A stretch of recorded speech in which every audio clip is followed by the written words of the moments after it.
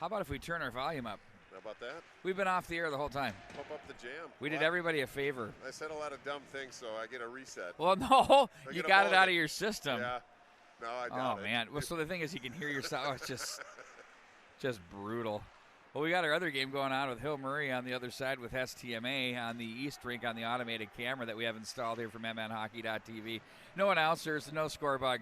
They'll probably have more views in this thing. Well, the weather has created some challenges for everybody today. That game moved. It was the noon game at Plymouth Ice Center. And, yep. Hill Murray's JV bus got spun around. The Tonka bus got knocked into by an SUV on its way here too early morning. It wasn't pretty for anybody. No, but again, we just power forward with what we have, make the best of the situation. But it's going to be a great day of hockey. Power today. forward, just like you were back in the day. I wish. That's played off the boards by Williams, and the power play continues for the Crimson with 45 more seconds to go on it. Here they come across center.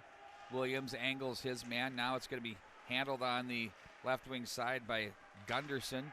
Now they're going to play this one back up to the line. Hicks with it. He'll get it back. Wrist shot. That's pumped wide of the net. It's going to be picked back up off the boards. Cal Thomas was there. Gets it to Hicks. Back to Thomas. That's deflected. On that puck was Gunderson. And now it's going to be played back into the corner. Now there's Ben Leafblad with it. He's checked on the play. On him was Brett Johnson. And in to make the play is Zach Ulrich. Ulrich. My bad, Bart Archer. Well, one mistake for the game. 4 seconds left on penalty Jack Novak. I'm continuing to rub off on you, P. Wagner. Well, we've been buddies for about 95 years, so that's what's going to happen. We've gotten along for about 94 of them. Across the line like an old married couple. Now it's going to be ouch. Rink wide to the far side it goes. No one said that was bad. No. Now here come the Crimson. It's a tough transition for me because the Cougars wore white jerseys for the first 2 days, and their color schemes are exact, and I keep thinking that the Cougars are the Crimson look at them. Well, I called Coach Keevy Holme this morning and said, can you wear jerseys that I can read the numbers and maybe put the names on the back? So he apparently got the message. I appreciate it, Coach. Well, we had the names on the back yesterday, but these are popping now. Yeah. But again, similar color schemes. Griffin Lutke plays that one ahead. Bakke plays this one to the right wing side as it's swung in there by Eli Miller. Now it's going to be pulled from the corner. That's Dahlquist with it ahead to the neutral zone. Played with Giuliani's stick to the corner as the forecheck is on for the Crimson. They'll pin up along the boards, and it's going to be Miller who took a swipe at that one, but it went right back in behind the net. Now it's Giuliani with it. He's going to cycle back into the corner. Now Rubishko is there as he plays it away from an oncoming forecheck for the Crimson of Maple Grove as they continue to work the offensive zone. That's A.J. Tolis wearing sweater number 4 for the Maple Grove Crimson. Thank you. On the forecheck, now to center ice it goes. Turned and slung back in by Thomas. Set up behind the net by Dahlmeyer. Now it's the Cougars to break out to the right wing side, but that's going to be Gruss to cut that off. Williams, touch pass on the way back up out of the zone. That was going to be played to the right wing side, that feed from Mason Johnson. Now there's a shot that's defensed and played over to the near side. 11:35 to go here in the first period. We have 2 more games coming up here from the St. Louis Park Rec Center. 2 more coming, well, actually 3 if we include the one that's just about to get started over on the East Rink. Puck will be chopped around the boards. Now Ian Barber is there. Now it's going to be Grant Zick to the right wing side, and just offside at the line is that one.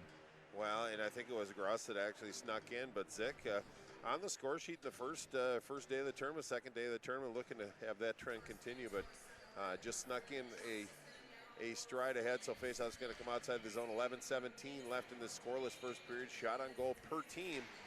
Been pretty tight to the vest so far.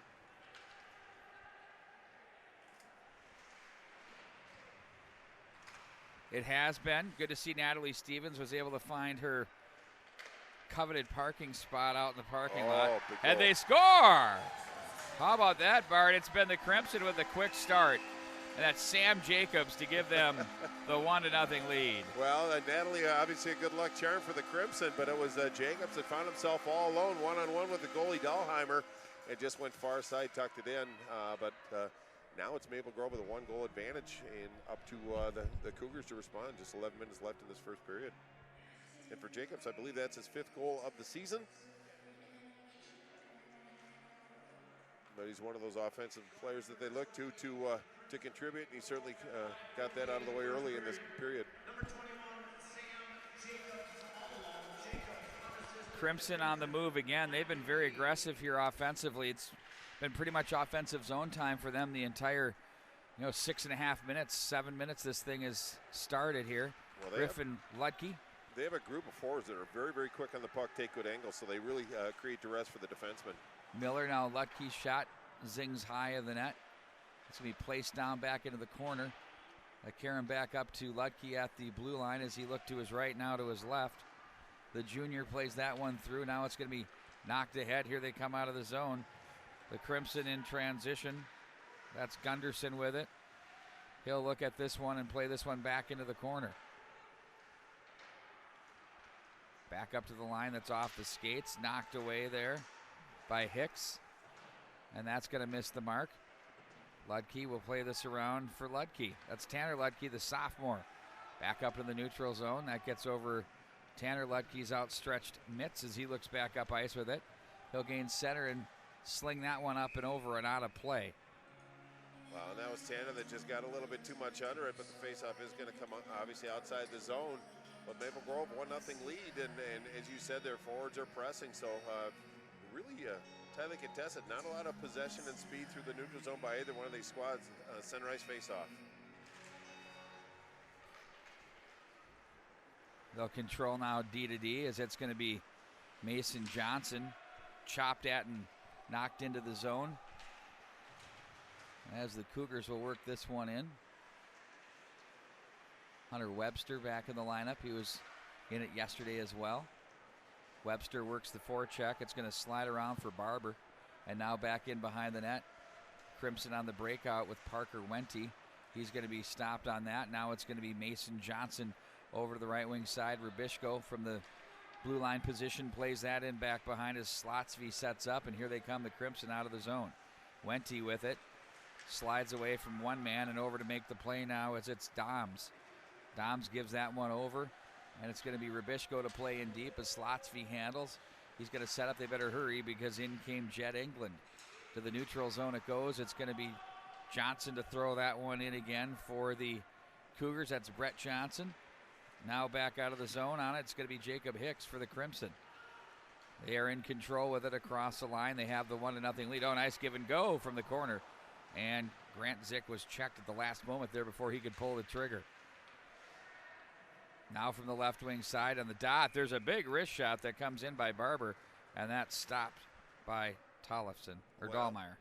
It was a good shot by Barber. Walked in from the point, got to about the left circle, put a pretty good shot on Dahlmeyer, but Dahlmeyer out to defend right in the crest, held on to it, face off to his right. 8:26 left in this first period. Boy, quick drop of the puck. The two defensemen from Maple Grove were 10 feet close to the bench. Now it's played back into the corner. Holiday tournaments. Absolutely, at its gift. finest. This is game 3, and I'm not saying that everybody's just shot, but it's pretty fatiguing on these players. They don't play the same consistent schedule where you play at noon every day or 7 every day. And it's tough to get the body clocks going and get yourself rested up and ready to go. There's a shot that's turned aside.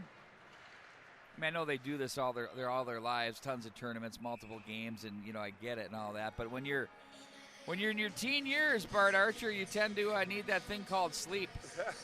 Yeah, a little recovery, but I don't think it's really the physical fatigue so much as maybe the mental fatigue, because physically they can go, play virtually every game, play the game they love, but mentally, you get a little stale after back-to-back against good competition, and sometimes you have a propensity to make a mental mistake. If you can minimize those, you'll have a greater chance, but you are correct, 3 games in 3 nights, and that's probably after coming off last weekend, 3 games in 3 nights as well, so a lot of hockey being played by these young men. Good showings, though. Ramped up and on a play. This one's going to be to Dahlmeyer's right off the stick of a Cougar defender. Shots on goal 3 now for Maple Grove. Only 1 for Lakeville South, and we're probably about 9.5 minutes into this first period, so very tight to the vest. Not a lot of opportunities so far. There's a shot that's deflected. Now they'll come back away with it with a Crimson. Crimson taking up their usual position in the offensive zone. It's been pretty much that way here for the first now 10 minutes of the hockey game, as now the Cougars with a chance to cross the line. That's whistled down. Well, it was Rubishko that just couldn't wait that extra half a second. He was eager to get rolling, but he just preceded the puck into the zone.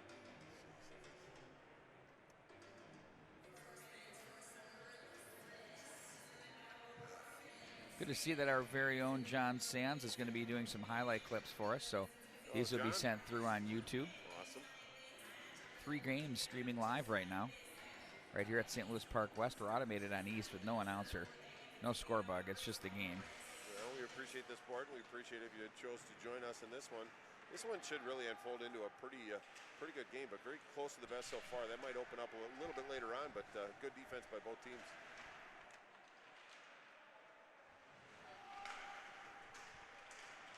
Back up across the line they go. Cougars send this all the way back into, or Crimson rather, into Cougar territory. It's like doing an Edina Hill Murray game. Green, white, black. Okay. Yeah. You get the maroon. Yeah, look at it. They're straight up inverted. Well, all it does is just give you that half a second of pause, so it kind of hurts. I'll get used to it with the last 2 minutes of the third period, likely, but we'll be just fine. But I just appreciate the big number so I can actually see him with these old guys. Look at you go. Off to the right wing side on the breakout, it's Giuliani. Just shot that's blocked. That one taken by Tolis. Now to the neutral zone. Nice block by Brett Johnson. Hicks comes away with it. Over to the left wing side. And that's going to be sent in by the Crimson. On that was Clayton Fisher.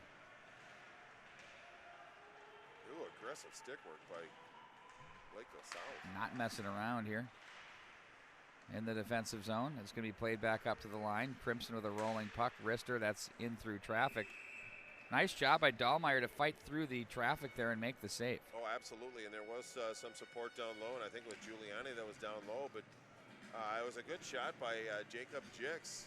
A little higher, more elevation than I think that he wanted. But as you said, Dahlmeyer did a nice job of reaching across his body and spearing that one, holding onto it. 6:06 left in this first period. Off the glass, that gets through the skates of Wente. To the near side it goes. That's Bakke from the corner as he's wedged on the play by Hicks. 2 Crimson and 2 Cougars battle. They come out with Kernan. Kernan's going to be pickpocketed. Neat job by Novak to poke that to the corner. Nearly got that back. Now it's going to be Griffin Lutke with a shot. Or Lutke rather, as that one's going to be knocked back down the wall by Gunderson. One-on-one battle to the near side. It's going to be Hicks. Back up into the neutral zone. Lutke takes over. Looks to his right. Now he's going to stay on it and shovel this one back into the zone. That was a really smooth play by the defenseman. Jacob Hicks. Wente now. Chips the boards to center ice. And that's going to be on the stick of Mason Johnson with 5:12 to go in the period. Crimson, ooh, look at that. Nearly picked off there by Miller, who made the nice read as that feed was sent over for Henry Nelson. Miller with it for the Cougars. That's going to be peeled away out of there. Gunderson across the line, puts on the brakes, looks toward his left, now to the corner. Nice feed there. That one was blocked on its way through. Good defensive posture by Jack Malinsky. Well, Gunderson again, very smooth with the puck. Nice zone entry. Just kind of checked up and let everybody kind of get settled in. And then it was Henry Nelson was down low where he tried to feed it to him, but redirect on goal, but nice cover by Dahlmeyer, allowing some fresh legs out of it. It's just under 5 minutes to go in this first period.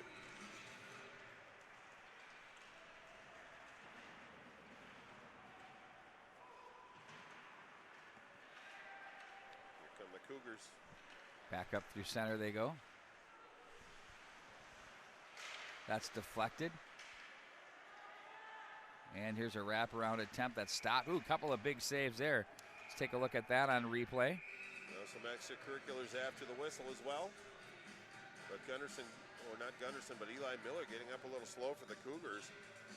Just a freshman, 9 goals in 9 games, so he's an offensive force for this Cougar team, but he's up and under his own power. Looks no worse for the wear. But it is going to be Maple Grove going to take a penalty, and then Spencer Dahlquist, senior defenseman, going to get the only infraction on that one. So shot in the arm power play for this Cougar team to do some damage. They've been pretty good in the offensive zone the last 2 or 3 minutes. Now they're going to get a great opportunity with the man advantage.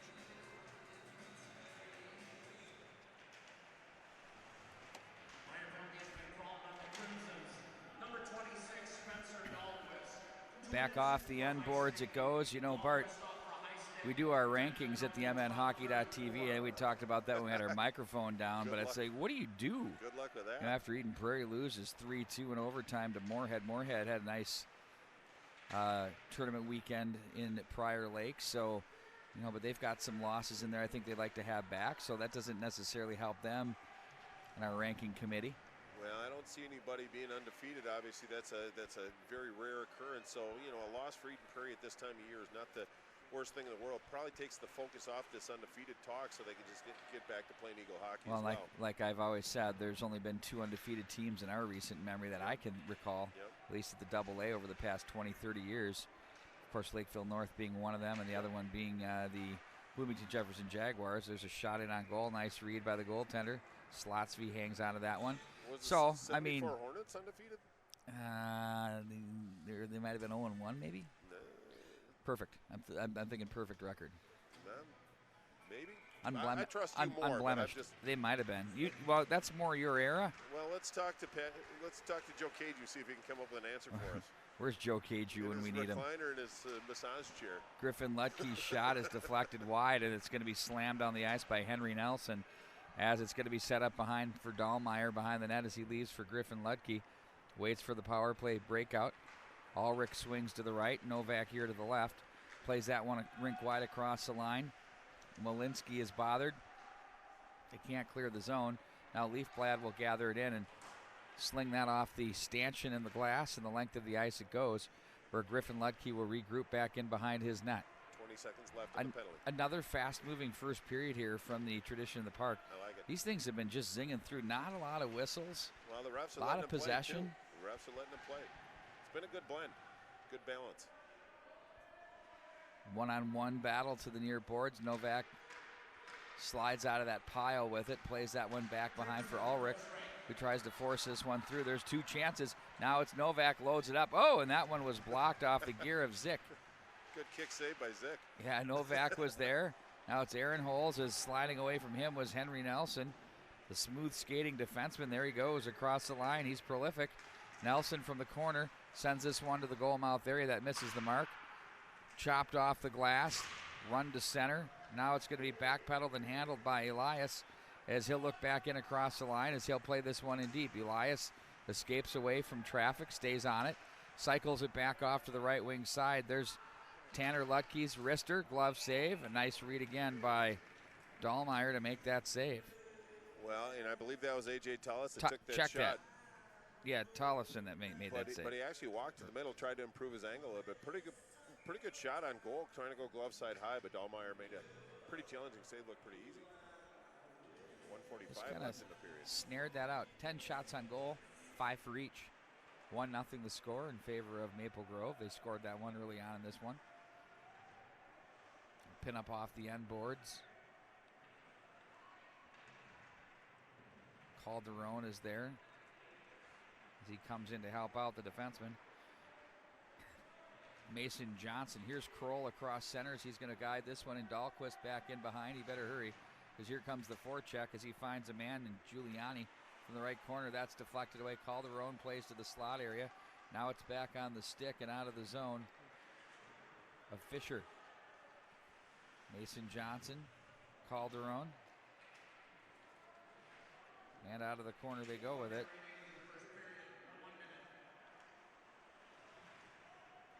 This will be played back behind.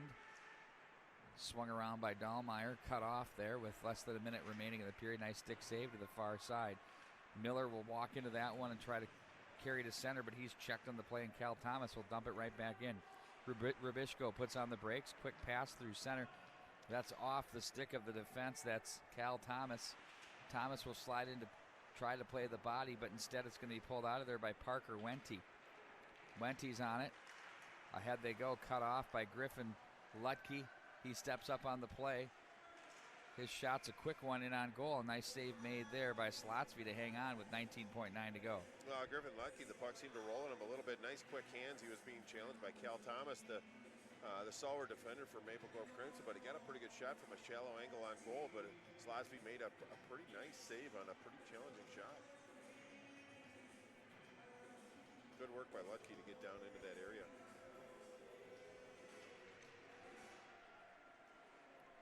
Dahlquist will take over back in behind his own net. Hard off the glass to center. Oakland. Now it's going to be Lutke as he's pickpocketed. Bakke looks back up ice. Turned over. Look out. Bakke gets his skate on that one. Turns it back onto their sticks as the Cougars. Tanner Lutke now across the line. That's an offside at the line. A little late on that clock. I think they're going to put a couple seconds up, or are they just going to let it go? That face off at center, they don't care. They should just add a second in the 17 minutes start of the second period. But pretty good period by both. Shots on goal 6-4. Maple Grove just 5 for Lakeville South. Very tight to the vest, but it was Sam Jacobs that was the only one that scored a goal that period. So Maple Grove going in with the lead, which is a good situation for them. And I thought the Cougars actually played pretty well. They got better as that period went on and started to get some pressure on Parker Slotsby, the goaltender for the Crimson. Second period is going to be very interesting. Two teams kind of got a feel for each other, so they're going to come out with some energy and some focus. Looking forward to a good second period, Pete Wagner. We'll have that coming up for you. We'll take a couple minutes to hear from our partners here that make this all possible from Tradition Companies, as this is the Tradition in the Park.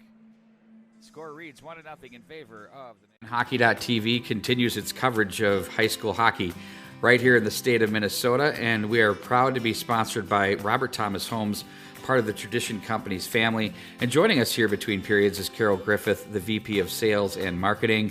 Carol, like I say, it's our annual checkup. I'm so glad to be speaking with you about Robert Thomas Homes. How are you doing? I'm doing great, Pete. Thanks. That's good to hear. You know, Robert Thomas Homes is a very unique community of homes, and I've been through them. They're amazing. Can you tell us a little bit about what Robert Thomas Homes are and where you're located and how those are put together? Sure. Robert Thomas Homes is a locally owned, award-winning semi-custom home builder. We build homes or new homes throughout communities in the Twin Cities. We offer a variety of products that appeal to a variety of homeowners. You've got your Heritage and Villa collection that work well for the first-time move-up buyer. Our Tradition collection, which is more of an executive move-up product, as well as our villas that would be single-level living in the empty nester product line. Where are you located? Do you have various projects that you're working right now, or are you pretty located in one area? Yep, we have a variety of communities throughout the Twin Cities. Our flagship community is Spirit of Branch and Farm, which is located in Lakeville. We also have the Harvest in Chaska, Tributary on Foster Lake in St. Michael, Creekside Hills in Plymouth, as well as Highcroft in Woodbury. And you mentioned a couple of different types of potential buyers. I heard move-ups in there. And, you know, if you look at a specific target to what Robert Thomas Homes attracts, what do you see that market being? Really, we appeal to a wide range. Our single-family village collection Heritage is more move-up, even sometimes first-time home buyers. We also offer our single-level living, the villas that appeal to a wide range of empty nesters. So those are two really solid products for us. And then the third is our Tradition collection, which is more of an executive. You might see that product ranging anywhere from $700,000 to over $1 million. And then in terms of the differences between, let's say, I'm looking to buy a home versus build a home, what are some of the key things I need to consider for that being the right fit for me to actually build and go from there? I would say, number one, do your research. Go online, check resources, referrals, reviews. I think that's really important for people nowadays. They can gain a lot of information from that. Check with past customers. Also, I think when you're looking at building a home, number one, look at how long you're going to live there and understand that you're not necessarily going for cheaper is not better. I think it's really important that you do look at quality products and quality finishes, because your home, you intend to live there for a long time. It's the largest single investment you're going to make in your lifetime, so you want to make sure that it really withstands the test of time for years to come. And finally, you have so many great properties, and if I want to research these as I'm doing the things you suggested, how do I get to that easiest? What's my quickest path online to find you? Definitely visit our website, which is robertthomashomes.com. You can gain information on our communities, our pricing, our quick move-in homes. We also have interactive floor plans. All of that is available on robertthomashomes.com. Okay, that's great, and we appreciate your time. Carol, good luck to you, and have an incredible winter, and let's enjoy it and get to spring, which we all love so much. It'll come soon enough, great. right? All right, that was Carol Griffith, Vice President of Sales and Marketing from Robert Thomas Homes. We'll be back with more right after this. Too heavy? Try it. I got it. Lift it up. 1, 2, 3. Good. Looks great. Wow, this looks amazing. Can I help you make a few? Sure. You sure? Uh-huh. Hi, I'm Derek. Nice to meet you. So how long have you been doing this? 2 years. 2 years. So you're an expert. Yes. Can you do one with my name? Sure. D-E-R-E-K? D-R-E-K. D-E-R-E-K. D-E-R-E-K? Yes. Okay.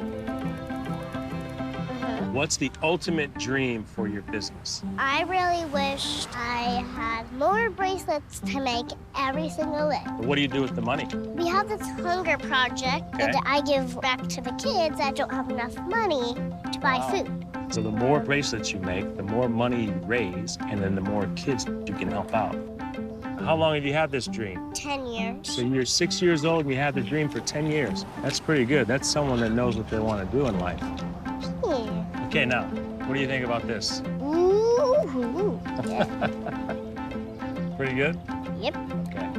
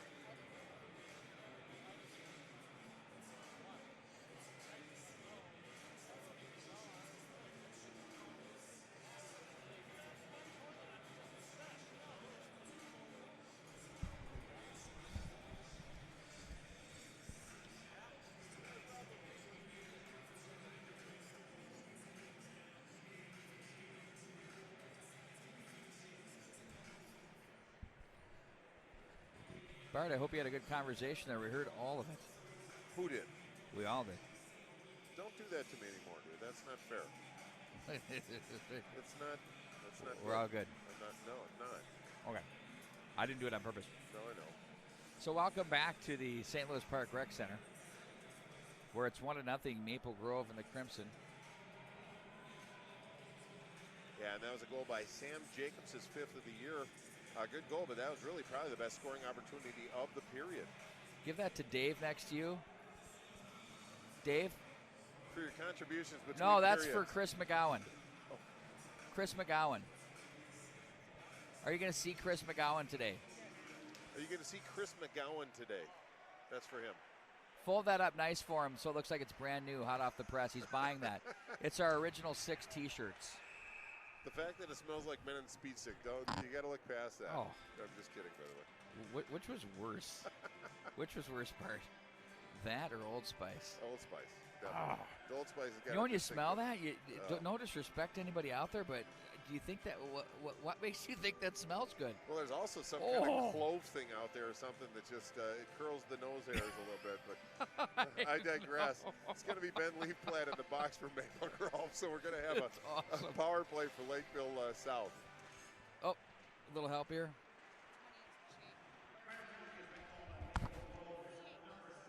Okay, I'm as blind as a bat. Thank you. Got that name wrong. It's Chayton Fisher. Oh. I think I better check. It's kind of small print here in the program books that yours truly created. Oh, it is Chayton. Sorry about that. I better leave the cheats on the rest of the way here, Bart Etcher. I'm going to put them on too, just as preventative. The beautiful part about our productions are it costs our viewer absolutely nothing. Right. So, I mean, I guess it doesn't give us an excuse because we pretend to be semi-professional. Well, the effort's always noble. And I appreciate us being corrected on that. Right. No, that's definitely a help. Of course, Chayton is with Maple Grove. He and A.J. Tolis have picked up some ice time here today in this one. Baki will work the end boards as he and his Lakeville South Cougars are on the power play. He'll play this one back up to the line.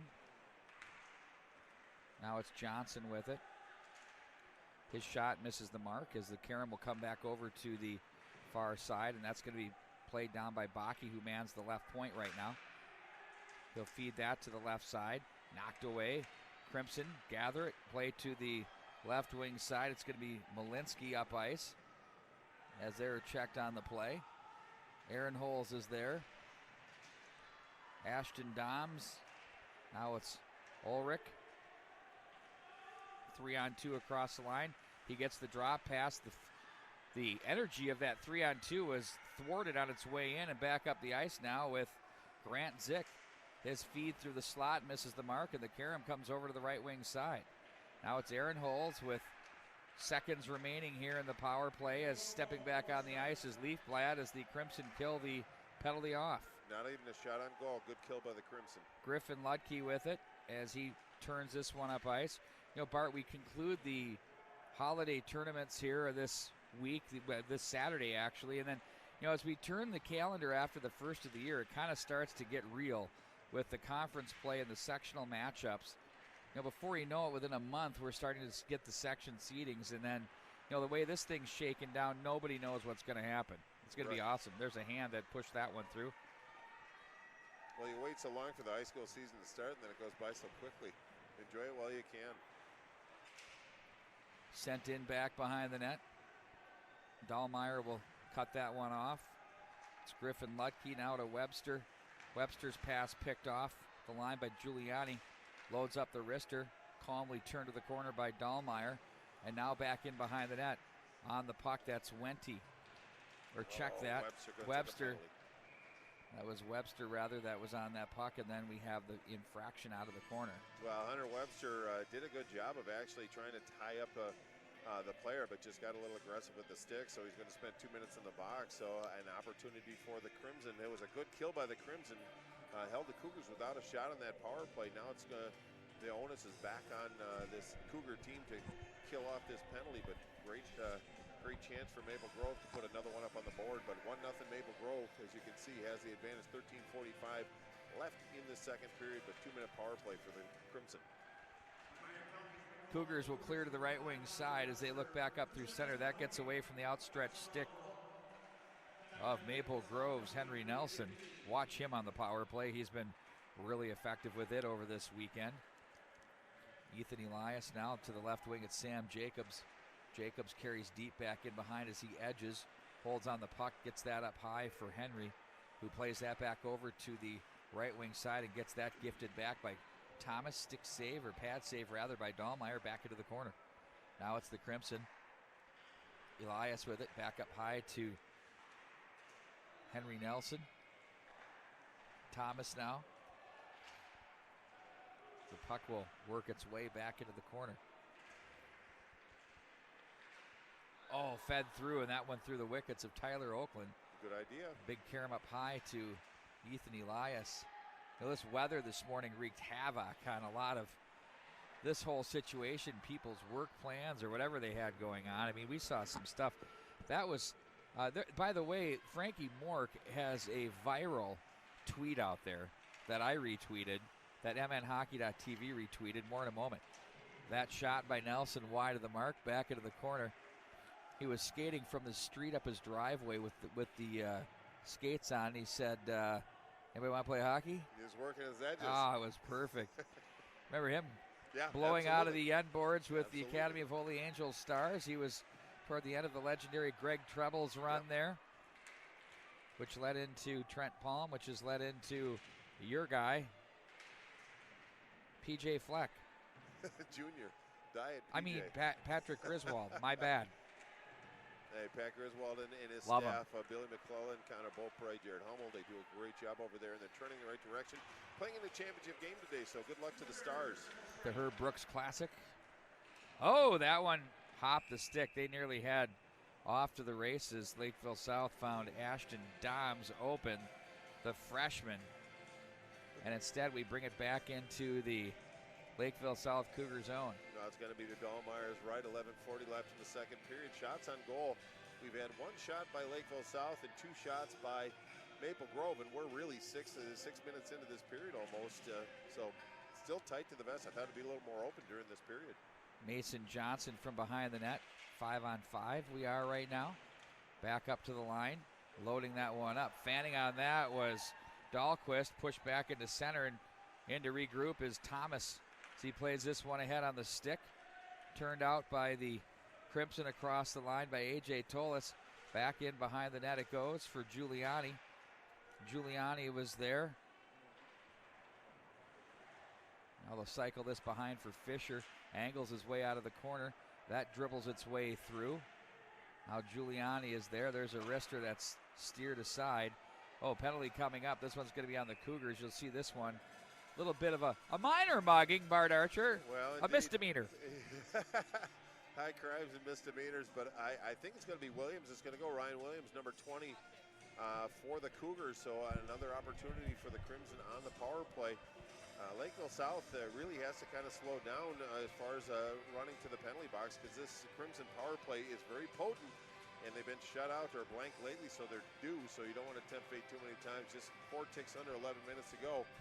2-minute power play for the Crimson.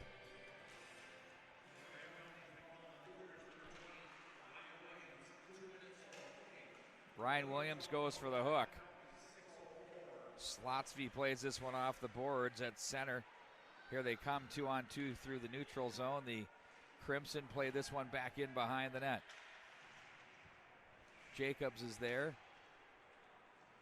And that'll be cleared out of the zone. I believe that was Ulrich on the play there. Well, the Cougars must be doing something right, because this Maple Grove team is doing a little bit more dump and chase than we've seen the previous couple days. Across the line with Cal Thomas. He's going to be wedged on the play by Malinsky. Turning with the play as Elias to get that down the wall as Baki was watching him. Elias comes away from that scrum. Tries to dangle through the corner, but he runs into Malinsky. Now it's going to be Griffin Lutke to play this one to the right wing side. Ooh, they nearly spring Ulrich. They do with a rattling puck. Slotsky Gets the big goal stick out, swats it to center ice. That's a good play. That's right. As he'll send that one back up into the neutral zone. Near boards. Malinsky's there. His wrister high over the glass. Novak wrapped up on the play. And now we have a penalty back the other way. Well, Novak was moving his feet, and I think it's going to be Leafblad that's going to go again. The second penalty of the game, usually more responsible. I think he just wrapped him up in the referee's interpretation and infraction. So for another 36 seconds before Williams gets out for Lakeville South, we're going to be 4-on-4. A lot of space out there. Face-off is going to be in the Maple Grove zone. 9:32 left in the second period. Maple Grove still up by 1. A lot of room out there, Pete Wagner. Give me a 3-on-3, and that'll be really something. Oh, well, yeah, that would be. A lot of cameras here today, like the big boys. This you know what I mean? The news outlets are on this one. This is where you want to be. Back up to the line it goes. There's a wrister turned inside. You know, I think about, back to the days of the Schwann's Cup, they'd have the gold division. That'd be just 8 teams, and then you've got the silver and whatnot. But I think what's been great about the tradition in the park, it's been well-balanced games across the board.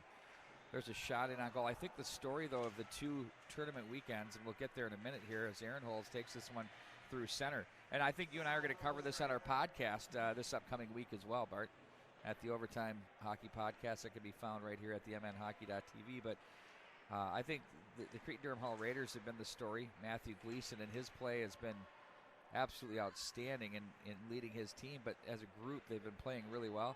The Blake Bears have been pretty solid, too, and they're starting to find their groove. I mean, they had a couple of mid-season struggle or early season struggles there with some nice wins, a couple of losses, and they've put together a nice weekend as well. Well, a lot of teams trending the right direction, but a lot of movement, but again, good competitive spirit. But to get back to this tournament in particular, I mean, you look at the results of the games in most cases. I mean, how many one-goal games did we have yesterday? So there's good balance in this tournament, but when you get 3 of the top 5 teams in the state in this tournament, it's going to draw some attention. Well, coming in today, 5 out of our 8 games in this location of the tradition tournaments were one-goal games. And that's pretty incredible. Andover has a tough loss to the Minnetonka Skippers, and they had a big win against, the Maple Grove Crimson. I mean, so it's kind of been all over the place here. Teams are coming up with big wins and tough losses. For Minnetonka, entered that game at 3-6 yesterday, are now 4-6. Not that records matter, but it's an indication of how things are going. Well, it does give you something to base something off, but what a big win it was for Minnetonka. They worked awful hard for that game, and that was down to the wire too, wasn't it? But they closed it out with success, and then that's something that I think in the development of this program through this course of this year, that was a big step. Ooh, pulling back to open up with the quick wrist shot there for the Crimson, Tyler Oakland, and that was deflected up and out of play. 7:15 to go here in the second period. Well, I think that was off the stick of Jacob Gunderson, the junior defenseman for this Cougar team. So it's going to remain in the zone, and it's going to be to Dahlmeier's left.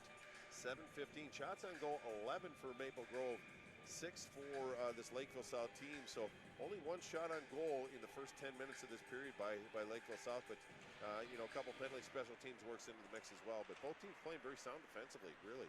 Tommy Kroll with it, flips to center. That's knocked down by the Crimson. Fisher on the play there as he battles along the boards and gets some help with Giuliani. That is going to be played back in. Dahlmeier's going to hang on to that with 7:01 now to go in the second. Well, players congested in front of the Maple Grove bench fighting for possession. It was Maple Grove that eventually maintained possession of that puck. Just put it on goal. I don't think Dahlmeier really was challenged on that save, but what he did was hold on to it and allow Coach Keedy Holme to get a new line out there. Face-off clean by the Cougars. They look up long off the ice. There's Novak as he's checked on the play. Pulling that back for the Crimson and regrouping was Jonathan Hallstrom to play this one off the glass. And all the way down it goes. Griffin Ludke is there. He's going to be watched closely by Kernan. Ludke, smooth skater, plays that back to the corner. Jacob Gunderson plays that off the boards, now across the line, and offside was Novak. Ulrich was there on the left wing, and Novak thought he was going to go, and Ulrich wanted to pull up and let him kind of flow and develop, but That happens, part of the game, right? Oh, indeed it is, but he's like directing him to dump it in. He didn't slow down. He was about 4 strides offsides on that one, but just a little miscommunication by the Cougars. But neutral zone face-off, 6:29 to go. That's one of the things you hear. Yeah, but coach said get pucks deep, get pucks deep, right? You know, play behind the D. That's always the big phrase now these days, right? Well, you can be effective, but you're right. It's a very popular phrase. Off the boards, it's controlled by Leafblad. They tried to get it back up to the right point for Wente. That's late Landon Gunderson as he's checked on the play. Williams leans into him. Malinsky is there as well as he's going to run to this puck out of the corner and ring it all the way around to the near side. England is there. And now it's Doms who watches as Wente rushes that one into the zone. Puck back up the line.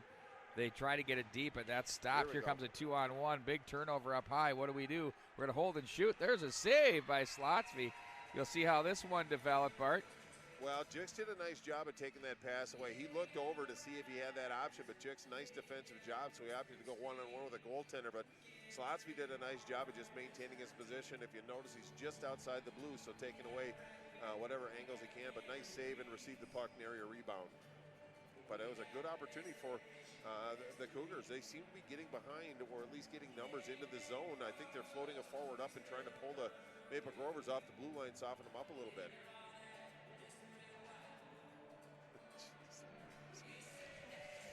Face off, controlled and played up to the line. There's a wrister that misses the mark. Tanner Ludke is there. And now for the Crimson, it's Zick. Checked on the play heavily. There was Barber. And they'll regroup. Now back to that 2-on-1. You do have to tip the cap there. Nice defensive play by Hicks. Well, you just have to cut off that option. And once you make it a singular option, then the goaltender can square up to the shooter. He had plenty of time to get in the proper position. It was just very well played by both teams. Textbook for you young kids at home. Back in across the line now. Maple Grove. Barber. Shot saved. Dahlmeyer rebound. Puck's loose. That one pokes to the corner and out of the line. There's a shot. Another save. Dahlmeyer. Big rebound of the slot area. Baki comes away with as he plays it to center. Miller tried to poke that one up the boards. Instead, it's going to be played across the line and on goal. Steered aside by Dahlmeyer as their defense work it back off the boards. Looking to slide behind the defense there was Eli Miller, but instead the Crimson cut that off and play it in deep. Johnson pins up along the corner boards with Gruss, who comes out of the corner. One-timer scores! Oh, a snipe. Absolute terrific play by Gruss. And then the goods are deposited here. This is a beauty. No, indeed it was. It was a one-time shot. He went glove side just right where the crossbar meets the post. So that was he threaded the needle on that one. You have to feel for Dahlmeyer a little bit, but that happened very, very quickly. As you said, it was Gruss that actually made the initial play. Got it out to Barber, and he just one-timed it upper corner. Really Barber nice was up high covering for a minute there, and then he saw possession drop down, just a quick 2 steps. You saw that Bart caught it, didn't wait to, didn't dust it off. No, certainly he just grabbed it and let her rip. Let her rip, I like it. In stereo. Not for your pleasure. But now it's 2-0, 4:29, so still plenty of time for Lakeville South to push back a little bit, but I'm sure Maple Grove is going to be ready for it. But Maple Grove looks very confident now and has a little bit more energy than they did before. Steered aside by Dahlmeyer over to the right wing side. Crimson will look to find this one off the end boards. Now it's Oakland with it. Back up through center, intended for Ulrich, and now it's the Crimson with Cal Thomas. Thomas goes down in a heap to the corner as he's defensed. Now it's Ulrich with it. He'll take the loose carom from the right wing side as he looks rink wide. That's deflected by a stick at center. Bumped off the boards. That by Lakeville South's Landon Gunderson. Or check that.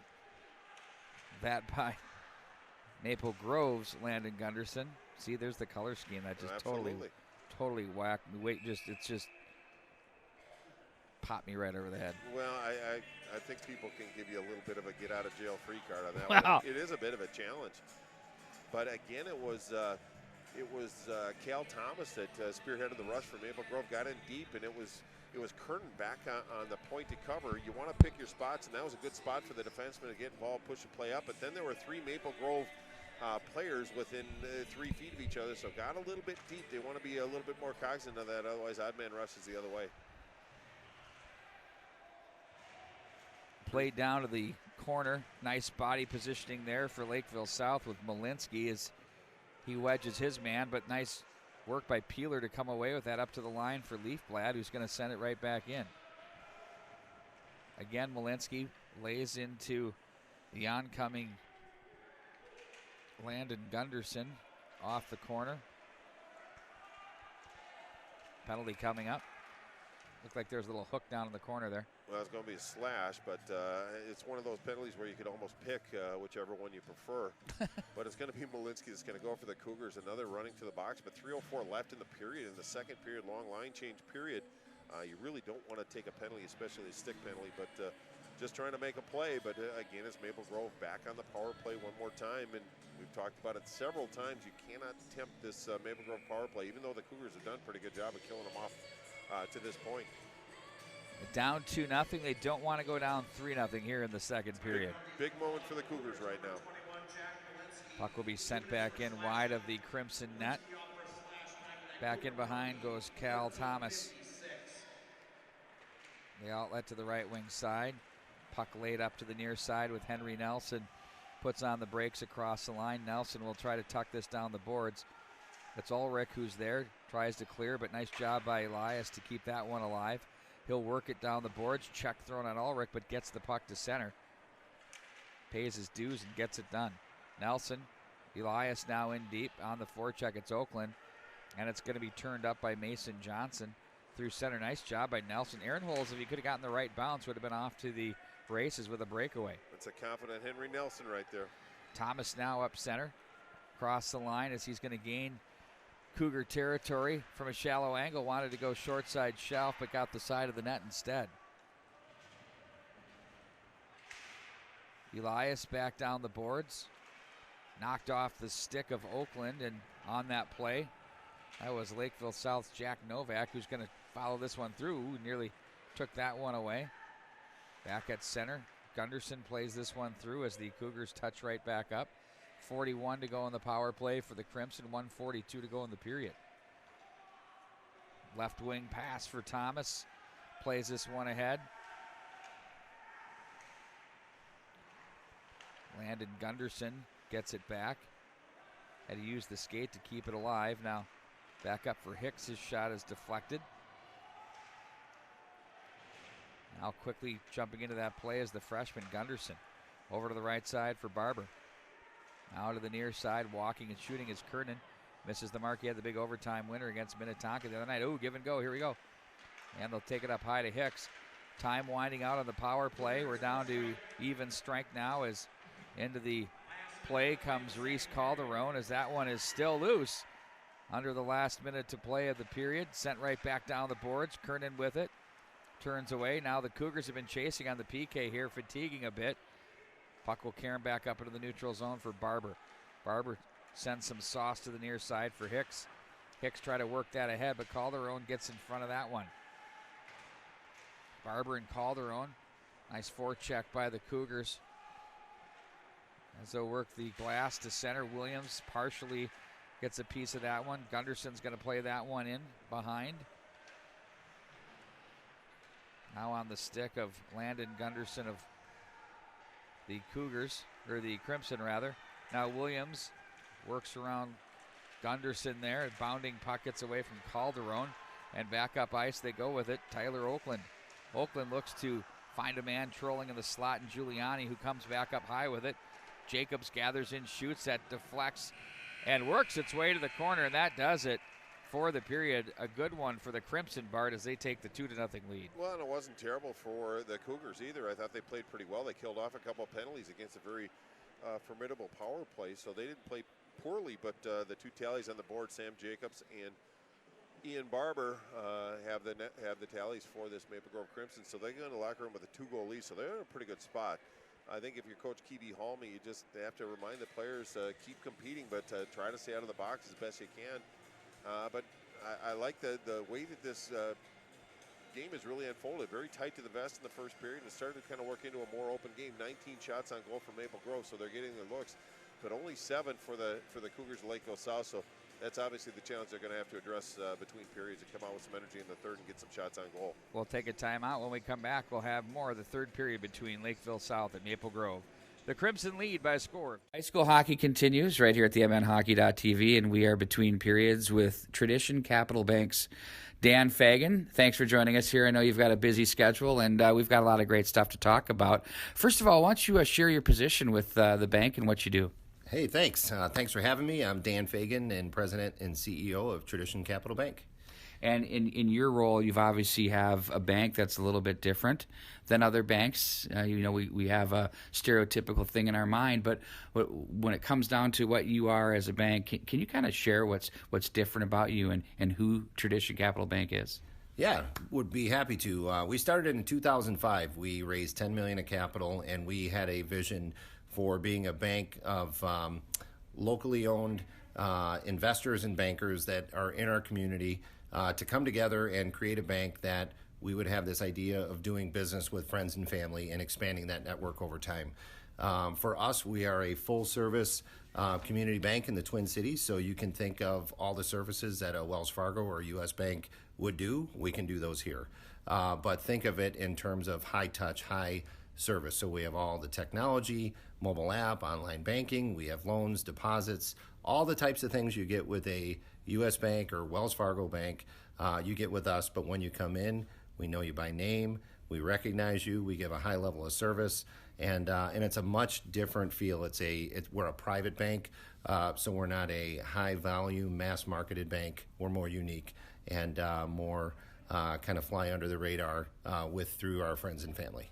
And so with that recognition from the client base and how it feels, it definitely, for those that come through your doors, it's a lost art, I think. And have you found as a business with what you offer, you have the technological capabilities of all the big box banks, if you will, but you have the hometown feel that we really don't get in the Twin Cities anymore. Yeah, no, I would agree. And if you look, if you know the banking world, there's a lot of consolidation happening. So I don't want to say think of your Home Depot's taking out the local hardware store, but banks are very similar in that you can get lost as a customer in a big bank. But a bank like ours, we're smaller, we're more nimble, we're very responsive, but yet we were founded by a lot of good business owners in the Twin Cities community. And we have a lot of good bankers here. I myself was a former bank examiner.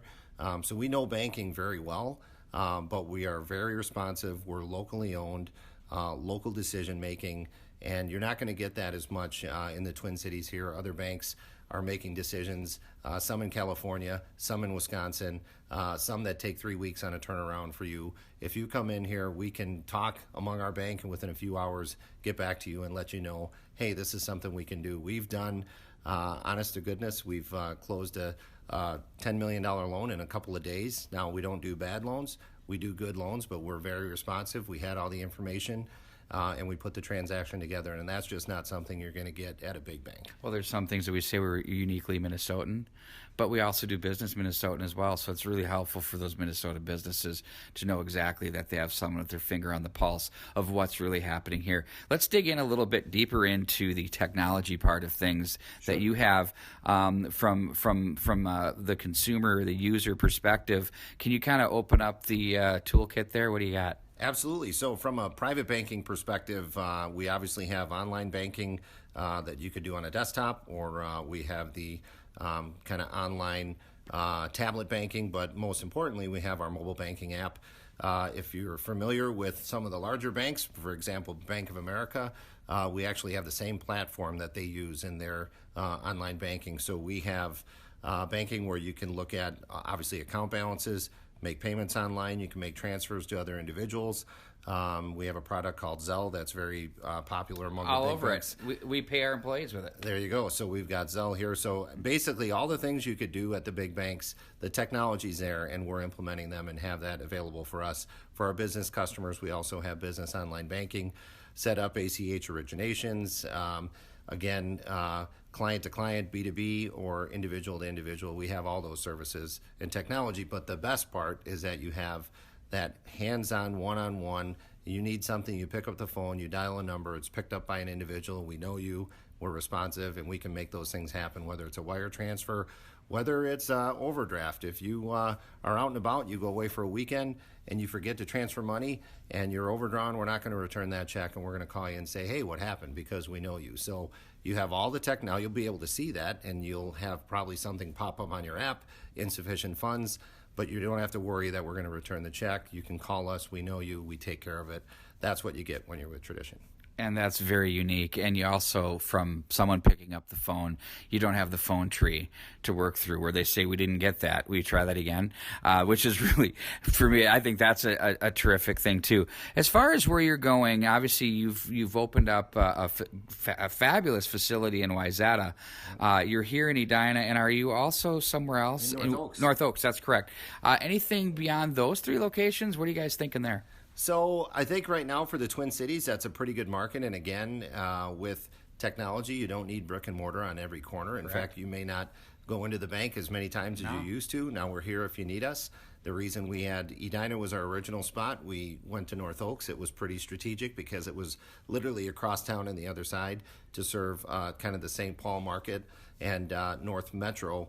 Wayzata was a very unique opportunity that we had a client that had a building and said, hey, you know what, this is a cool little community out here. So we looked to set up a small location. We have about 10 staff, just under 10 staff that are at our Wayzata location, but again, full service banking. In terms of the Twin Cities, that's what we're at kind of right now, but we obviously are always looking at strategic initiatives. What I will say is that, and this is a little bit down the road, but we have a lot of clients that we're a private bank, clients that winter in either Arizona or Naples. And so we are considering putting kind of right now, we can do business down there already, but we are looking at down the road setting up some branch locations because we want to make sure we take care of our clients wherever they're at. And those seem to be some markets that a lot of people are attracted to, and we've had a lot of customer relationships out there. So that's kind of a little thing in the future that we're taking a look at. Well, so not far away, we have our Edina Jerry's Foods down in Sanibel Island, so why not? The free shameless plug, sorry. Yes, hope you're okay with that. Absolutely. Kind of the same concept for those of you that You know what, appreciate though? that. That's exactly what it is. We're Minnesotans. We know this market. We know our people. Everybody loves that. And everybody loves that. And if you're going to be out in those other communities dealing with people that are just good, hardworking, good, valued Minnesota people, that's what we're looking to do. And by the way, we have an aging employee base, and some of these employees are looking to go to these communities. So it's a nice way to retain not only our customers, but also some of our employees. And so we see a big opportunity. But also, I think there's a lot of people in those communities that miss kind of that hometown, small town feel. You go in, it's a handshake, you see things. Yes, we need to fill out paperwork and all that, but we do our best to be people of integrity. And when we tell you we're going to do something, we do it. No surprises, handshake, that's the way we do it. Terrific stuff, Dan. Finally, if I want to get started with you, if I'm a business or a consumer, what's the best way? Just pop in, give you a call? What do you guys prefer? Either, yeah. We have kind of on our website, you can see kind of the department leads we have here, whether it's a business banking need, private banking need, construction development. Obviously, you can have call us on the phone. The best way is either that or just come in person. We have bankers here on site that if you're not calling us, if you're in the area, pop in, we'll get somebody right away. We always have someone to handle the needs there. So it's literally a phone call, let us know, and we'll do everything we can to help. If we're not the best fit for you or the best resource, we'll do everything we can to help make that appropriate connection to someone that might better serve you. That's exactly who these people are, folks. What is that email? Why don't you shoot that out there for everybody? Or email, sorry, website, web address. Why don't you shoot that for us? www.tradition.bank, B-A-N-K. Simple enough. Dan, thanks for joining us. Hey, thanks so much. Good luck stuff. in the tournaments. Thank you. We'll be back with more high school hockey coming up right after this.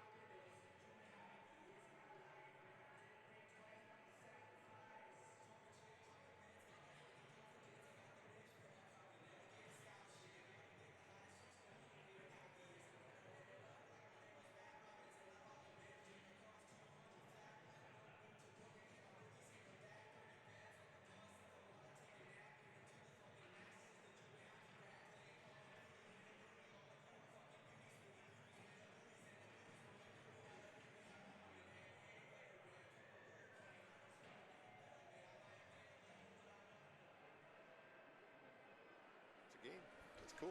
And we welcome you back to the St. Louis Park Rec Center. I almost said XL Energy Center. Wow, we're getting a little ahead of ourselves. Yeah, that was to do a little bit of could be 2 representatives for down at the XL. The 1 and the 5. Right on. I know, just doing a little foreshadowing, Mark. Right there. Why not? Why not? No, I'm all about it.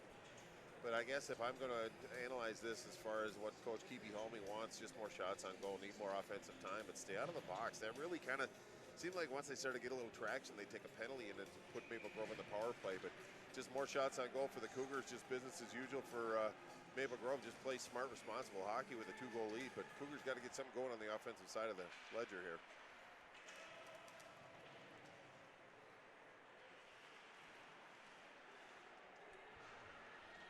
As we get underway here to start the third period, it'll be the Crimson across the line holding the 2-0 lead. And there's a chance in front that's blocked. And back out of the zone they go with the Crimson. Oh, there's a chance in front. Wow, watch that. Yeah, and that was Wente that took him down, but it was Miller that came in with good speed up the right side. And he's got 9 goals, 9 games, as we talked about earlier. Racing for the net, but got taken out from under net off the moorings. I don't see any referees indicating any penalties or anything, but everybody's okay, including Slotsby in goal, so no worries. But Miller with a good head of speed funnel into the net. That's what you want to see of your coach. You want to get that good start to the period. There's a shot by Malinsky that buzzes wide of the mark. Slotsby in goal so far. He's seen 7 shots, and he's turned all of them aside. Now Malinsky will take the carom. And this one will be Johnson at the line.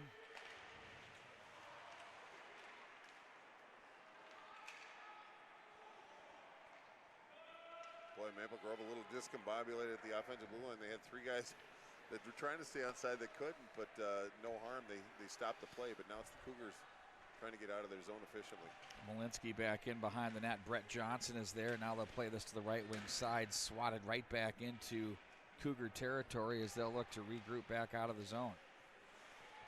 Coming up at 5 o'clock, we got a dandy. It's going to feature the Benilde St. Margaret's Red Knights and the Minnetonka Skippers. You know, they've always had a very special rivalry, I think, especially because Ken Pauley was the longtime coach at Benilde St. Margaret's. And you know, it's easy to forget that he was over with the Skippers for a few years. No, absolutely. But 2 teams trending in the right direction for sure. Coached in his 700th game. Now he's worked his way through 701. That's impressive. To go along with 497 victories. That's impressive. The Red Knights have 2 wins here so far, and they've been playing their best hockey of the year. There's a chance in front. Off the post, they score! Oh, what a great chance and a beautiful opportunity there. The Cougars respond with a solid start to this period. Well, that's what they needed, and it was Slotsby that was kind of left alone for a little bit, and I don't know if it was England that actually got that. Jed England, yep. Yeah, okay, but well earned, but he did a nice, very cognizant of where he was and where the goaltender was. He just pulled it over to his backhand, tried to push it to the far side, kissed off the post, but found its way into the back of the net, so now it's 2-1. And, you know, you don't have to have an abundance of shots, but you want to have good quality shots. They got down low and really put some heat on, but Slotsby did whatever he could to keep it out. So Jed England, your goal scorer.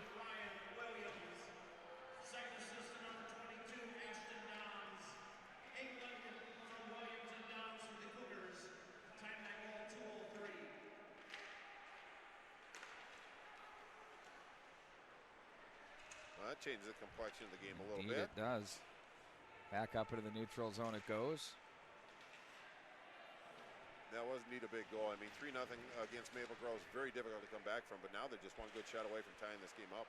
Tanner Lutke was there. Griffin Lutke comes away. I know it goes from being a game that felt comfortable for the Crimson to one that's very much in doubt.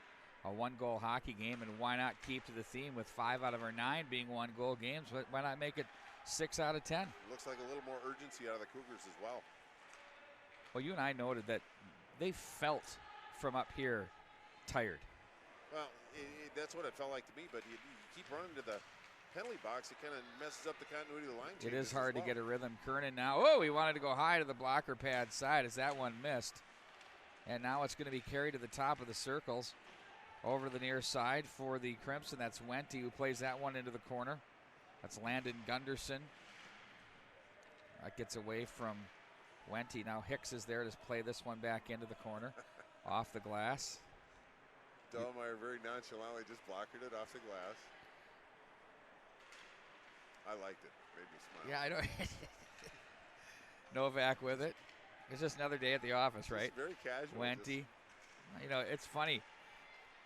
The blocker pad is you do so much work with those things. It's funny when you look at it. It's not that huge of a surface area, but how well you can use that as a tool, it's unbelievable. Absolutely. The deflector.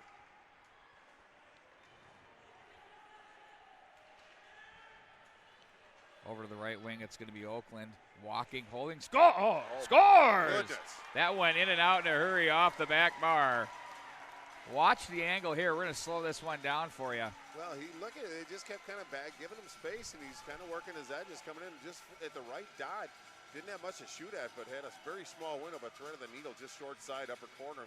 Big goal for England. It really gives the Crimson a little bit extra life after they just got scored on. But, you know, if you're Lakeville South, you expect that kind of pushback, but a very successful negotiation by Oakland. We've seen a lot of guys try to connect with that short side. Over and over and over. It's 3-3 over on rink 2 between St. Michael Albertville and Hill Murray. They're having a battle. They're going to break in a couple of seconds there. There's a chance in front. Here come the Crimson again. Off the boards now. Walking down the wall. Scores! Oh, a little bit of an eruption here. 3 goals in the first 4.5 minutes to start this, and 2 of them are Maple Groves. And that's Joshua Giuliani that's going to get that one, sophomore forward. That's going to be his second goal of the season, but what a big goal it was. He found himself all alone by the left hash mark, and he just loaded it up and let her rip. You have to feel for Dahlmeyer. Not a lot of support out there, but Maple Grove feeling it right now. It's up to Lakeville South to defend and push back, but now they're down by, they were within 1 good shot. Now they're down by 3. 12:32 left in regulation time. Griffin Lutke, nice job to create some room as it's going to be held along by Jacob Gunderson. Back to center ice now. Williams will race into the corner with purpose.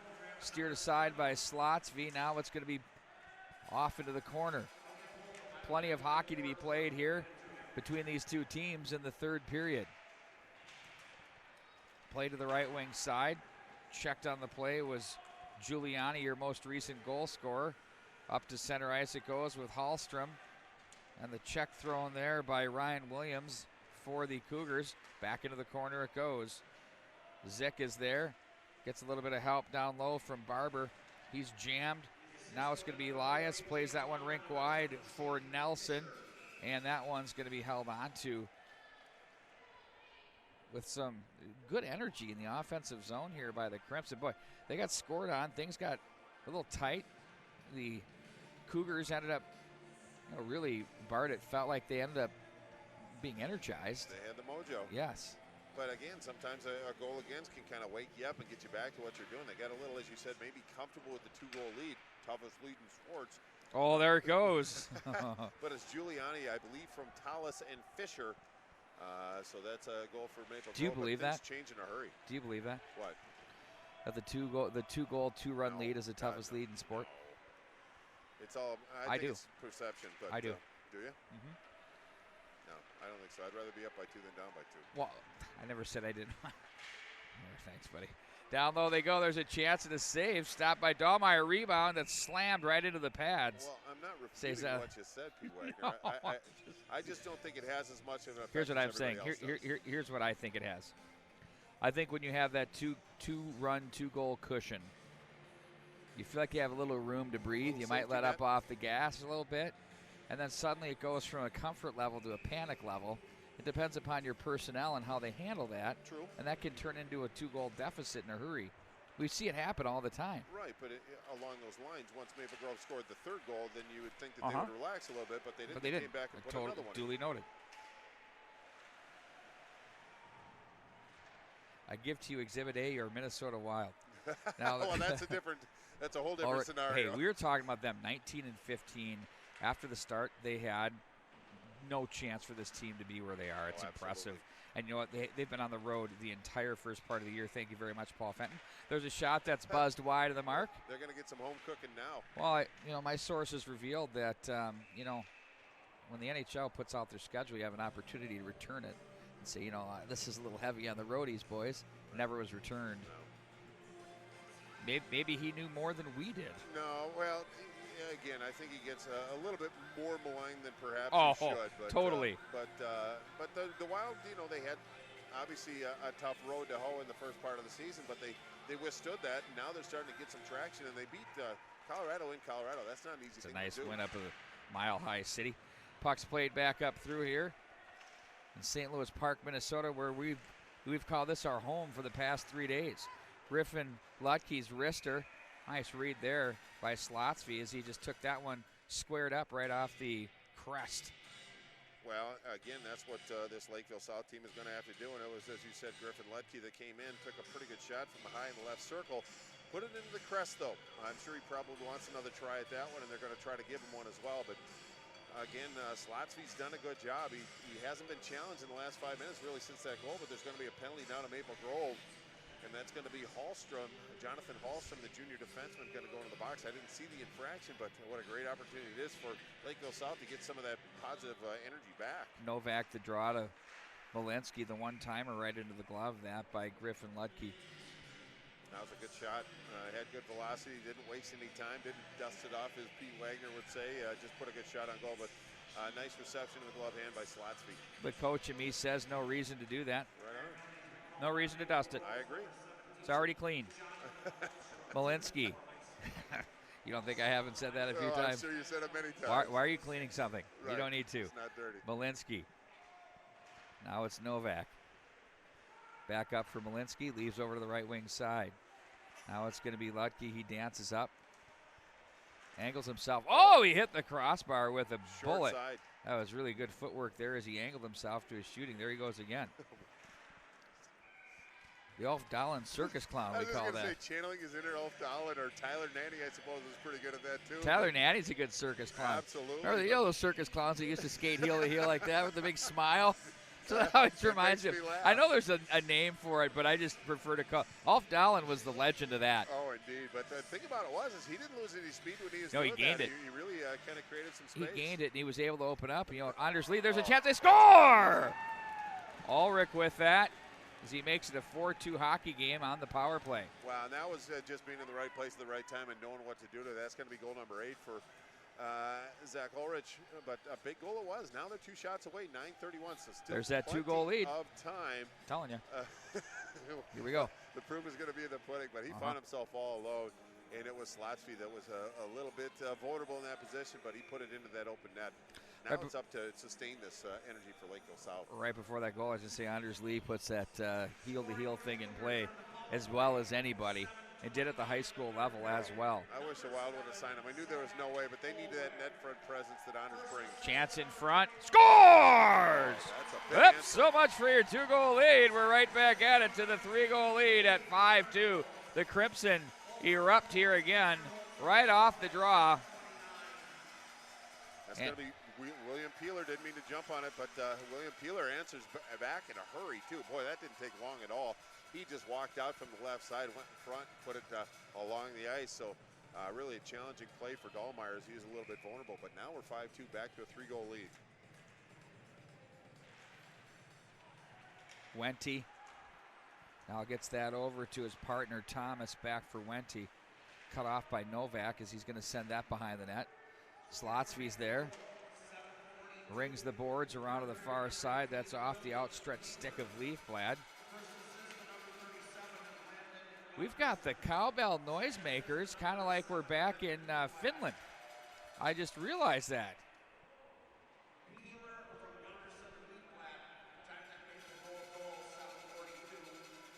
Well, just under the assumption that they couldn't hear that announcement, it was Peeler from Gunderson and Leafblad. And that's where we said shots on goal, 27 for Maple Grove, 11 for Lakeville South. So they've got 4 this period. They still have 9 minutes, almost 9 minutes to go to answer back. Time to get to work. Ulrich working hard this entire hockey game. His effort is noted here by yours truly. Yeah, there's a lot of South players that are working hard. He's certainly one of them. Long pass to the near side. Aaron Holes takes that from Rubishko. Looks to the slot area. Tanner Lutke comes in hard. They go down in a heap in on Slotsky, who's going to be just fine. But they made their presence felt. Yeah, indeed. But just trying to get and manage their way around. But they came together and intersected right before the goaltender. Goaltender was looking to the left. That's what I was worried about, is just being hit from the side down in the lower extremities without knowing it's coming. But it's going to be a penalty to Hallstrom for Maple Grove. So I've said it many times, another great opportunity just for the Cougars. They have to make this count, though. A goal right here would be a big shot in the arm for this team. But Maple Grove, about 83% penalty kill, so they're pretty formidable against a 28% power play for Lakeville South. Ulrich is a face-off winning machine. Gets this one back to Lutke, who finds Malinsky over to the left wing side for Novak. Novak works it low as they rotate. Trolling on the right side was Griffin Lutke, who wanted to open up with that left-hand shot, but instead it's sent to center ice. Oakland in on the forecheck. Novak takes away with it now through center ice. They're going to cross at the line. Leaves off for Aaron Holes. He's going to be stick checked there. Nice job again by Oakland, earning his stripes on the PK here tonight. Set back in hard and around. Now it's going to be Novak. Ulrich scored their last goal on the power play a few minutes ago. 7:40 to go in the period. Gathering that puck in and setting it hard off the glass was Elias. Set up back in behind the net. Lakeville South's Ethan Dahlmeyer, the goaltender. Now it's going to be Lutke with it. Griffin Lutke waits for his players to start their movement. He'll get this one back across the center ice red line now.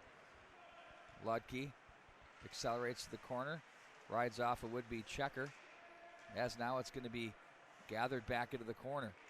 Fanned on there, knocked away. Dahlquist off the boards, picked up by Thomas through center, as it'll be Lakeville South's Jacob Gunderson to regroup in his own zone. Ahead he goes to Brett Johnson up at center, knocked away. Brett Johnson steps up again. Ooh, he's greeted by Dahlquist with a big hit. They're going to get a high stick there. Either that or an interference. Or rough or whatever. 2 minutes. Or D, all the above. Now, not a malicious play, but now it's going to be 5-on-3 for the Cougars, so no better opportunity, at least for another 23 seconds, barring another penalty. But just an aggressive play at the blue line. Got a little overzealous on that one. Referee flagged him from across the rink, but appropriate call. 6:46 left in regulation time. Lakeville South down by 3, but has a 5-on-3 advantage. Really good time to put something in the net. Plenty of time left here in this third period. Sent up through center ice. Brett Johnson, that's a big clear there, buddy. Yeah, indeed it was, and it's Englund up front for this Crimson team. He's logged a lot of valuable minutes tonight. Jacob Gunderson works around him. There's a chance in front. That one up over the top of the goal. Short one now are the Crimson. Now on the puck, it's going to be Jacob Gunderson, who guides this one down to Baki from the left corner. Skates through. The Crimson wanted an interference call, the fans. There's a little bit of a pick there. Pick and roll in hockey. In front it goes. Gunderson. Turned up to the right wing side. Sling down the ice. Back the other way goes Brett Johnson with 1:08 to go. Instead, it's going to be Dahlmeyer ahead to Jacob Gunderson. He better hurry because here comes the fleet of foot Sam Jacobs to pressure that one. He had some speed. Came out of nowhere. Griffin Lutke now from the left point. Likes it over on the right side on the power play. Lets a shot go. Slotsky the save, the rebound. Here's a chance in front. The wraparound. No, it doesn't get through. Still out of the net. The puck's loose. Now it's played back into the corner. Nice job to work his way through traffic as Wente. Now it comes up to Malinsky at the left point. It's going to keep it alive down the wall. Now it's Novak.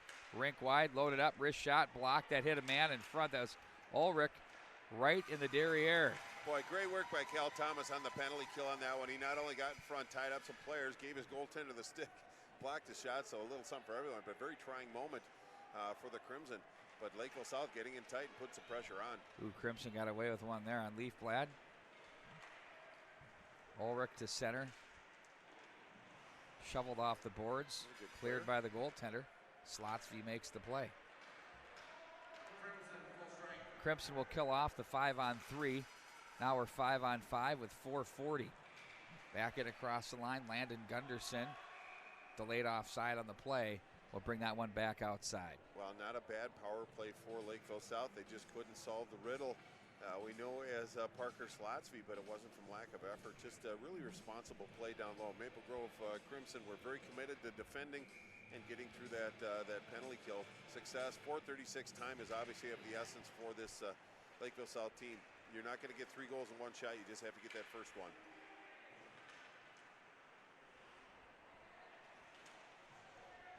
Oh.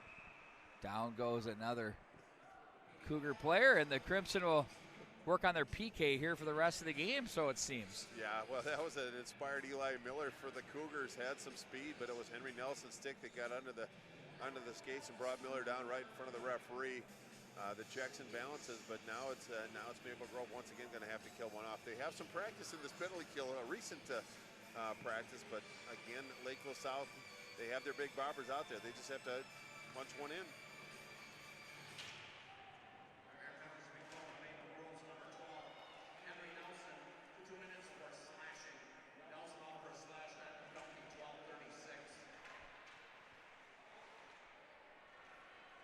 Pull this one back out of the zone.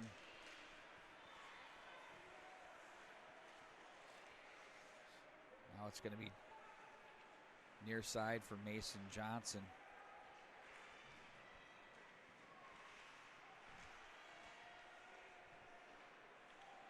Tanner Lutke was there, back up to the line. One-timer. That one's deflected, as the Crimson will find an opening and send it the length of the ice. Well, Tanner Lutke on the weak side just tried to redirect that toward the net, try to get a little soft one just to make it through. Didn't quite work the way they wanted, but they're getting some space. Nice forecheck by the Crimson on the penalty kill. Ooh, nice cut back for the Cougars there. Eli Miller through center as he's ridden down. Back off the boards on the back check. 54 to go in the power play, 3:16 to go in the period. In on this puck is Ulrich. He's checked on the play and sent behind the net.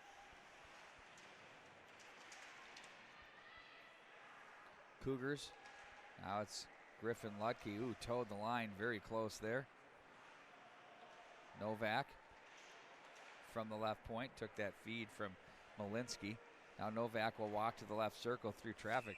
I have no idea how Slotsky saw that one, but he did. Well, he was leaning. I have a pretty good angle on that, but there was a lot of traffic in front of us. Novak that came in, took a good shot, tried to go far side, but Slotsky was kind of looking around his defenders. So that's very athletic play to be looking around, taking yourself out of your center and being able to still make that save. So nice job by the goaltender. 2:48 to go. There's a shot that's blocked by Wente. He'll circle back behind his own net. That's off Novak, and the opening is sent back down by Joshua Giuliani. Now 11 to go in the power play, and now we're down to 2.5 to go in the third. Novak, rink wide for Ulrich. Novak, top of the slot. Ooh, pickpocketed on the play. That one pushed wide of the mark. Boy, Aaron Oates had a pretty good look at it, but it just rolled on him a little bit. But he had an open net, and he just couldn't make it happen. Puck will be played back into the center ice area. Nice play off the bench there by the Cougars. Or the Crimson, rather, on the Cougars. Back off the end boards. Giuliani seems like he's taking a shift that goes for a while here as he throws that one back and finally goes to the bench. Got some energy. Get his money's worth. Tally. This one wide of the mark.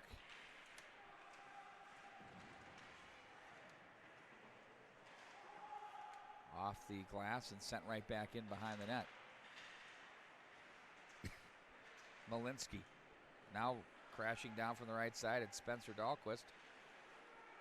They look in front. Ooh, that one nearly redirected toward the back of the net by Peeler, looking for his second of the game. Off the end boards. Again off the end boards. Now it's going to be played to the near side by Zick. Turned back in by Williams of the Cougars. As the clock continues to tick. That too far for Zick through center ice. Long pass through center. Nice job to keep that one alive. Webster forechecks. He gets a little bit of help off the boards there. There's a chance that's turned aside. Calderon was there as well for the Cougars. Now it's going to be played through by Landon Gunderson. 43 to go in the period. Leafblad with it. Leaves back up. That hops the stick and back to center ice it goes, where it's going to be Nelson. Plays it rink wide for Elias. Looks back over for Nelson. That got taken away. Instead plays it up to the right wing side. Nice decision there for Gruss. He has a shallow angle that's gathered in by Mason Johnson, who finds some room, but then's cut off by the Crimson. They had 2 forwards high on that breakout.